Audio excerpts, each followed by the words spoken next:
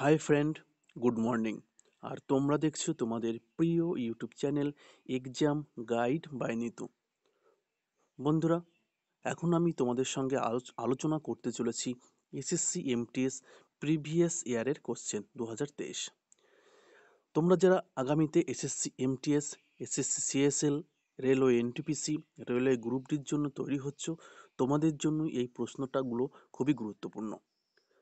SSC MTS এ total 25টি general নলেজের প্রশ্ন থাকে।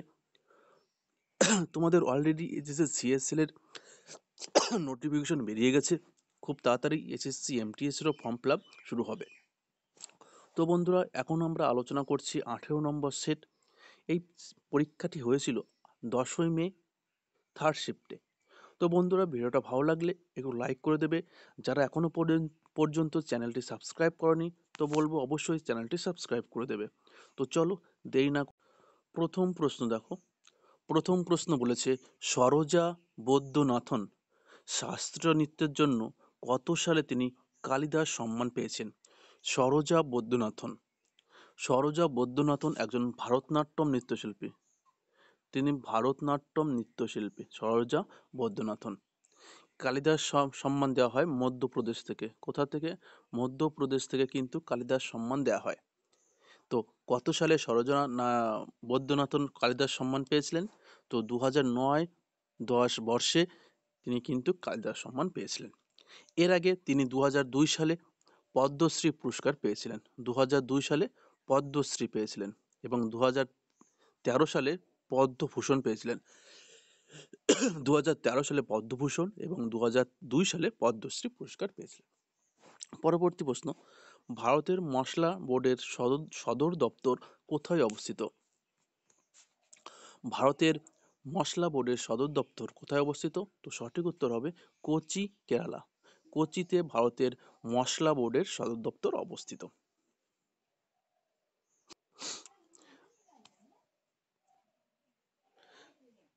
নিম্নলিখিত কোন সংকর ধাতু সোনা ও রূপার সংমিশ্রণে তৈরি? নিম্নলিখিত কোনটি সোনা এবং রূপোর সংমিশ্রণে তৈরি? ব্রোঞ্জ কিসের তৈরি হয়? তামা এবং টিন, তাই তো। ব্রোঞ্জ, তামা এবং টিনের সংমিশ্রণে কিন্তু ব্রোঞ্জ হয়। এখানে বলেছে সোনা এবং রূপার সংমিশ্রণে। তো সঠিক উত্তর হবে ইলেকট্রাম। তামা এবং সোনা এবং রূপোর সংমিশ্রণে ইলেকট্রাম সংকর ধাতু তৈরি হয়। ব্রোঞ্জ, তামা এবং টিন। তোমাদের হোমওয়ার্ক থাকবে পরবর্তী প্রশ্ন, নিম্নলিখিত মুঘল সম্রাটের মধ্যে কে আলমগীর উপাধি ধারণ করেছিলেন? নিম্নলিখিত কোন সম্রাট আলমগীর উপাধি ধারণ করেছিলেন? তো সঠিক উত্তর হবে ঔরঙ্গজেব। ঔরঙ্গজেব কিন্তু তিনি আলমগীর, জিন্দাপীর আলমগীর উপাধি। নিম্নলিখিত জাতীয় উদ্যানগুলোর মধ্যে কোনটি মহারাষ্ট্রে অবস্থিত নয়?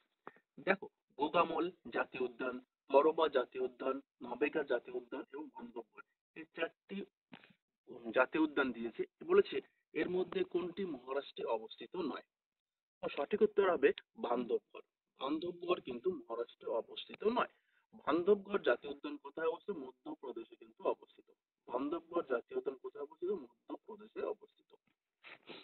কে 1817 সালে the history of British India লিখেছিলেন?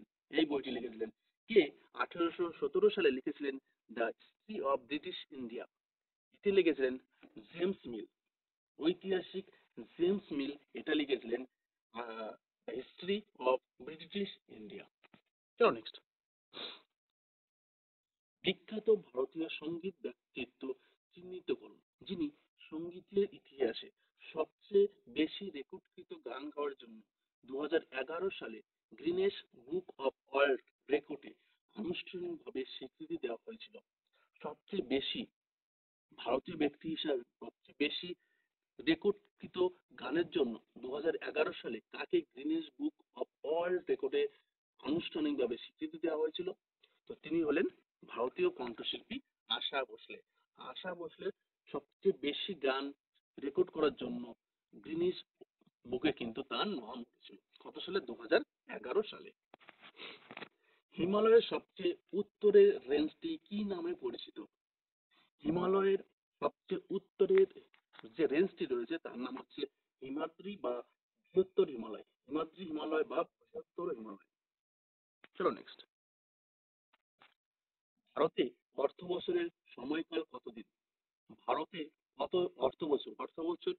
কত দিয়ে কত তারিখ থেকে কত তারিখ পর্যন্ত অর্থবছর শুরু হয়। তো ভারতে প্রতি বছর 1 এপ্রিল থেকে পরবর্তী বছরের 31 মার্চ পর্যন্ত কিন্তু অর্থবছর শুরু হয়। দেখো আমাদের তো বছর শুরু হয় 1 জানুয়ারি থেকে 31 ডিসেম্বর পর্যন্ত, তাই তো? কিন্তু অর্থনৈতিক বছর শুরু হয় 1 এপ্রিল থেকে পরবর্তী বছরের 31 মার্চ পর্যন্ত। ঠিক আছে, তো সঠিক উত্তর হবে 1 এপ্রিল থেকে পরবর্তী বছরের 31 মার্চ পর্যন্ত অর্থ বছর শুরু হয়। 1897 সালে রামকৃষ্ণ মিশন কে প্রতিষ্ঠা করে? খুবই গুরুত্বপূর্ণ প্রশ্ন। এই প্রশ্নটা প্রচুর পরীক্ষায় আসে। এটা শুধু এসএসসি নয়, রাজ্য সরকারের বিভিন্ন পরীক্ষায়ও কিন্তু চলে আসে। তো 1897 সালে রামকৃষ্ণ মিশন প্রতিষ্ঠা করেছিলেন কে? স্বামী বিবেকানন্দ। স্বামী বিবেকানন্দ 1897 সালে রামকৃষ্ণ মিশন প্রতিষ্ঠা করেছিলেন। ভারতীয় সংবিধানে 25 থেকে 28 অনুচ্ছেদ এর জন্য কি প্রদান করে? ভারতীয় সংবিধান 25 থেকে 28 কি প্রদান করে? তো 25 থেকে 28 একটি মৌলিক অধিকারের মধ্যে পড়ে। ভারতীয় সংবিধানে অনুচ্ছেদ 12 থেকে কিন্তু 35 পর্যন্ত মৌলিক অধিকারগুলো রয়েছে। ভাগ 3 এবং অনুচ্ছেদ 12 থেকে 35-এ কিন্তু কি রয়েছে? মৌলিক অধিকার রয়েছে। এখন বলেছে 25 থেকে 28-এ কি বলা রয়েছে? তো ভারতীয় সংবিধানে 25 থেকে 28 বলা রয়েছে ধর্মীয় স্বাধীনতার অধিকার। ধর্মীয় স্বাধীনতার অধিকার বলা রয়েছে 25 থেকে 28। এছাড়াও যদি দেখি সংস্কৃতি ও শিক্ষার অধিকার, সংস্কৃতি ও শিক্ষার অধিকার রয়েছে ভারতীয় সংবিধানে 29 থেকে 30। সমতার অধিকার 14 থেকে 18, 14 থেকে 18-তে কিন্তু সমতার অধিকার বলা রয়েছে। শোষণের বিরুদ্ধে অধিকার বলা রয়েছে কততে? 23 থেকে 24। 23 এবং 24 এই দুই অনুচ্ছেদে কিন্তু শোষণের বিরুদ্ধে কথা বলা রয়েছে। জগই এবং চলেমা এটি কোন রাজ্যের স্থানীয় নৃত্য? জগই এবং চলম এটি এটি কোন রাজ্যের? তো জগই এবং চলম একটি মণিপুরের নৃত্য। কথাকলি কেরালার, ভারতনাট্যম তামিলনাড়ু, কত্থক হচ্ছে উত্তরপ্রদেশ। দেখো না, এই কথাকলি, ভারতনাট্যম এবং কত্থক এগুলো কিন্তু শাস্ত্রীয় নৃত্য। মণিপুরে কিন্তু স্থানীয় বা লোক নৃত্য। বেরি রোগটি নিচের কোনটির অভাবে হয়? কিসের অভাবে বেরি রোগটি হয়? তো সঠিক উত্তর হবে ভিটামিন বি1 এর অভাবে। ভিটামিন বি1 এর অভাবে কিন্তু বেরি রোগটি হয়ে থাকে। ভিটামিন ডি এর অভাবে কি হয়? রিকেট হয়। বাচ্চাদের রিকেট এবং বড়দের কিন্তু অ্যাস্ট্রামেলাইসিস ভিটামিন ডি এর অভাবে। ভিটামিন সি এর অভাবে হয়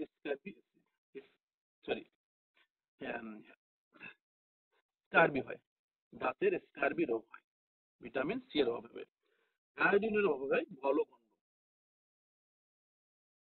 ঠিক আছে, তাহলে ভিটামিন ডি এর অভাবে কি হয়? তো ভিটামিন ডি এর অভাবে বাচ্চাদের রিকেট এবং বড়দের কিন্তু অ্যাস্ট্রামেলাইসিস রোগটি হয়। ভিটামিন সি এর অভাবে কি হয়? স্কার্বি, দাঁতের স্কার্বি রোগটি হয়। এবং আয়োডিনের অভাবে কিন্তু গলগণ্ড রোগ হয়। প্রধানমন্ত্রী আবাস যোজনা কোন কেন্দ্রীয় মন্ত্রক চালু করেছে? 14 নম্বর প্রশ্ন বলেছে প্রধানমন্ত্রী আবাস যোজনা কোন কেন্দ্রীয় মন্ত্রক শহরে চালু করেছে? দেখো, প্রধানমন্ত্রী আবাস যোজনা গ্রামীণ এবং প্রধানমন্ত্রী আবাস যোজনা শহরে, এটা কিন্তু দুটো আলাদা। তো আবাস যোজনা শহরে যেটা কিন্তু এটা কিন্তু করেছে কি আবাস এবং নগর বিষয়ক মন্ত্রক। ঠিক আছে, প্রধানমন্ত্রী আবাস যোজনা শহরে এটা চালু করেছিল হচ্ছে আবাস এবং নগর বিষয়ক মন্ত্রণালয়। নিচের মধ্যে কে অ্যান অটোবায়োগ্রাফি টুয়ার্ড ফ্রিডম বইটি লিখেছিলেন? নিচের মধ্যে কে অ্যান অটোবায়োগ্রাফি টুয়ার্ড ফ্রিডম বইটি লিখেছিলেন? তো সঠিক উত্তর কি হবে? তো সঠিক উত্তর হবে জওহরলাল নেহেরু। জওহরলাল নেহেরু এই বইটি লিখেছিলেন দ্য অটোবায়োগ্রাফি টুয়ার্ড ফ্রিডম। 16 নম্বর প্রশ্ন, নিচের কোন বেকারত্ব ও অর্থনীতিতে মন্দার ফল? নিচের কোন বেকারত্ব অর্থনীতিতে মন্দার ফল? দেখো, অর্থনীতিতে মন্দার ফল বলতে দেখো অর্থনীতিতে মন্দার ফলে তার কি বেকারত্ব? চক্রীয় বেকারত্ব। চক্রীয় বেকারত্ব হচ্ছে দেখো এটা কিন্তু ব্যবসা বা অর্থনীতির সাথে জড়িত। চক্রীয় বেকারত্বটা যখন যখন অর্থনীতি মন্দা হয় তখন কিন্তু লাভ কম হয় এবং তখন কিন্তু অনেক সময় কর্মী ছাঁটাই হয়ে যায়, তাই তো? ব্যবসায় মন্দা যখন দেখা দেয় তখন কিন্তু কি হয়, কর্মী ছাঁটাই হয়ে যায় এবং যখন ব্যবসায় লাভ হয় তখন কিন্তু নতুন করে আবার কর্মী নেওয়া হয়। এই যে যে ঘটনাটা, অর্থনীতি মন্দার ফলে যে কর্মী ছাঁটাই, এটাকে বলা হয় হচ্ছে সক্রিয় বেকারত্ব। আবার অর্থনীতি ভালো হয়ে গেলে কি হয়, আবার নতুন করে শ্রমিক নেওয়া হয়। চলো নেক্সট। নিচের গ্রহগুলোর মধ্যে কোনটি মর্নিং স্টার নামে পরিচিত? 17 নম্বর প্রশ্ন, নিচের গ্রহগুলির মধ্যে কোনটি মর্নিং স্টার নামে পরিচিত? তো সকালবেলার এটা বলা হয় শুক্র গ্রহ। সকালের তারা তাকে বলা হয় শুক্র গ্রহকে বলা হয় সকালের তারা। আর সিজেস, তিনি মেজর ধ্যানচাঁদ খেলরত্ন পুরস্কার পেয়েছেন 2021 সালে। তিনি কোন খেলার সঙ্গে যুক্ত?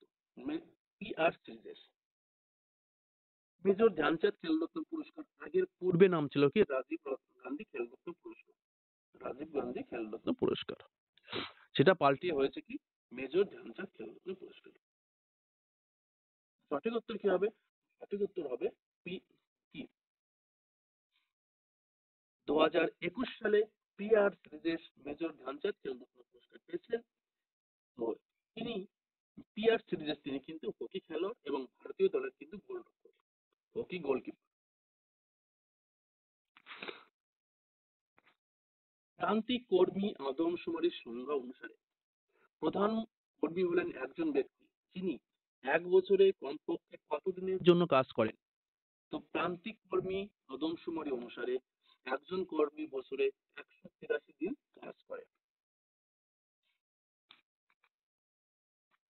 নিম্নলিখিতর মধ্যে কে ফর্মুলা 1 মার্কিন যুক্তরাষ্ট্রের গ্র্যান্ড প্রিক্স 2022 জিতেছেন?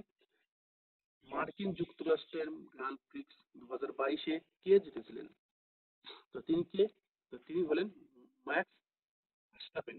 মার্কস ভার্স্টাপেন তিনি 1 এপ্রিল মার্কিন যুক্তরাষ্ট্রের ফর্মুলা 1 গ্র্যান্ড জিতে। পরবর্তী প্রশ্ন, দশেরা উৎসব অন্য কি নামে পরিচিত?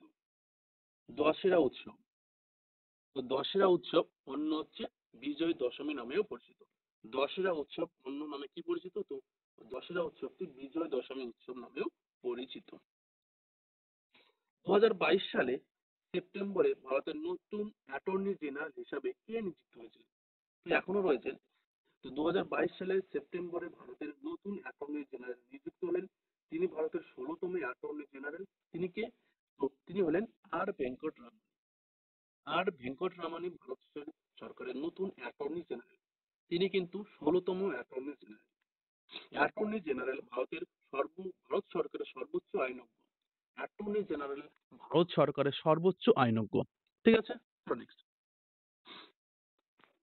ভারতীয় অঙ্গরাজ্যের প্রধান হলেন কে? ভারতীয় অঙ্গরাজ্যের প্রধান হলেন কে? তো ভারতীয় অঙ্গরাজ্যের গুলির প্রধান হচ্ছে রাজ্যপাল। ভারতীয় অঙ্গরাজ্যের প্রধান হলেন রাজ্যপাল। ভারতীয় সংসদ কি নামে পরিচিত? ভারতীয় সংসদ কি নামে পরিচিত? অবশ্যই সংসদ নামে পরিচিত। ভারতীয় সংবিধান গঠিত হয়েছে কি লোকসভা, রাজ্যসভা এবং রাষ্ট্রপতি। লোকসভা, রাজ্যসভা এবং রাষ্ট্রপতিকে নিয়ে ভারতীয় সংসদ গঠিত হয়েছে। ভারতীয় সংসদ দুই কক্ষ বিশিষ্ট, একটি হচ্ছে রাজ্যসভা, একটি লোকসভা। বর্তমানে কিন্তু 18তম লোকসভা নির্বাচন চলছে। চলো নেক্সট। প্রাচীন ধোলাবিরা শহরটি কোন রাজ্যে অবস্থিত? শেষ প্রশ্ন, প্রাচীন ধোলাবিরা শহরটি কোন রাজ্যে অবস্থিত? তো সঠিক উত্তর হবে গুজরাট। প্রাচীন ধোলাবিরা শহরটি গুজরাটে অবস্থিত। তো বন্ধুরা, ভিডিওটা এই পর্যন্তই। ভিডিওটা ভালো লাগলে একটু লাইক করে দেবে, চ্যানেলে